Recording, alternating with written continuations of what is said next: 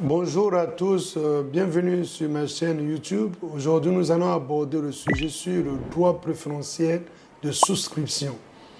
Alors, nous entendons parler dans les opérations d'augmentation de capital d'un droit préférentiel de souscription. Alors, mais qu'est-ce que ce droit? Les articles 573 et suivants de l'acte uniforme OHADA portant droit des sociétés commerciales et du JE dispose plusieurs thèmes en ce qui concerne ce droit préférentiel de souscription. Mais nous allons essayer de vous donner des essentiels sur les fondamentaux sur la procédure de droit préférentiel de souscription.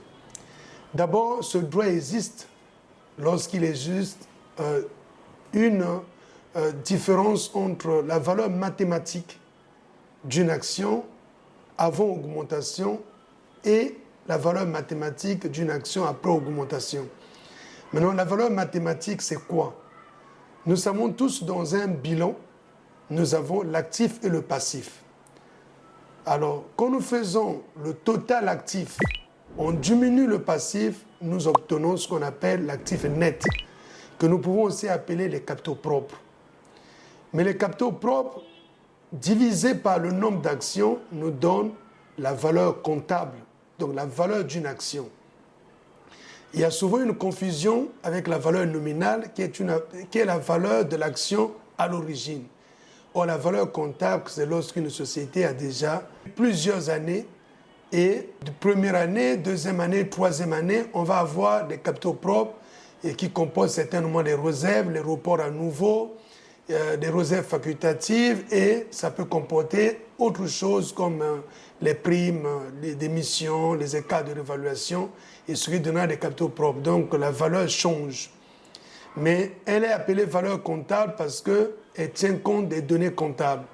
Mais nous devons calculer la valeur mathématique et la valeur réelle de l'action. Donc on doit tenir compte des éléments du marché, les plus-values ou moins-values qui pourraient être dégagées. Alors, donc, les capitaux propres diminués des plus ou moins-values, ça va donner des capitaux propres réels. Et quand nous le divisons par le nombre d'actions, ça nous donne la valeur mathématique. Et cette valeur mathématique, c'est la valeur réelle de l'action, c'est le cours en bourse de l'action sur le marché.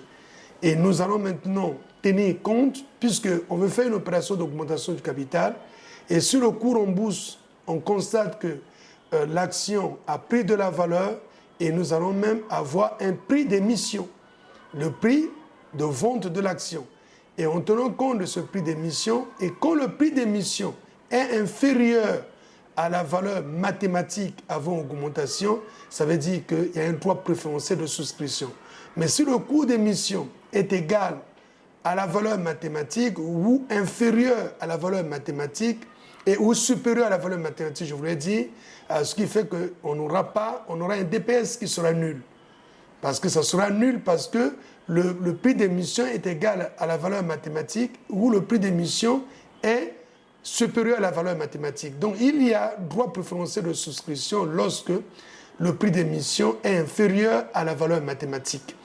Alors là aussi, il peut arriver, les actionnaires pourraient décider de la suppression du droit préférentiel. Mais si le droit préférentiel n'est pas supprimé, il faut donc calculer ce droit préférentiel qu'on appelle le DPS en faisant la formule valeur mathématique de départ avant augmentation moins la valeur mathématique après augmentation.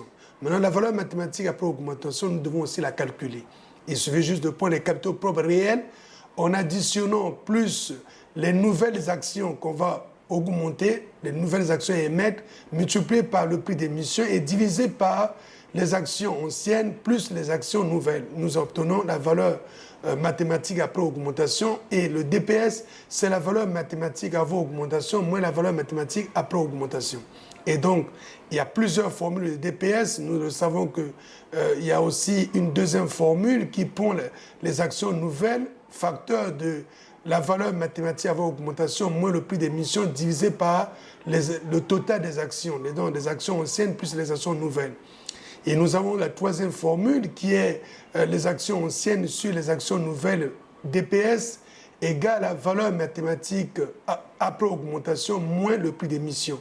Alors donc ici, pour nous, c'était pour vous donner un peu une image sur le DPS, le droit préférentiel de souscription, qui doit toujours être calculé pour permettre aux anciens actionnaires de, quand ils ne veulent pas souscrire à l'augmentation du capital, ils peuvent céder leurs droits à n'importe qui, mais ceux qui arrivent pour entrer dans ce capital doivent leur payer les droits qui sont liés aux actions anciennes, multipliés par le DPS pour qu'ils arrivent à souscrire à cette opération d'augmentation de capital.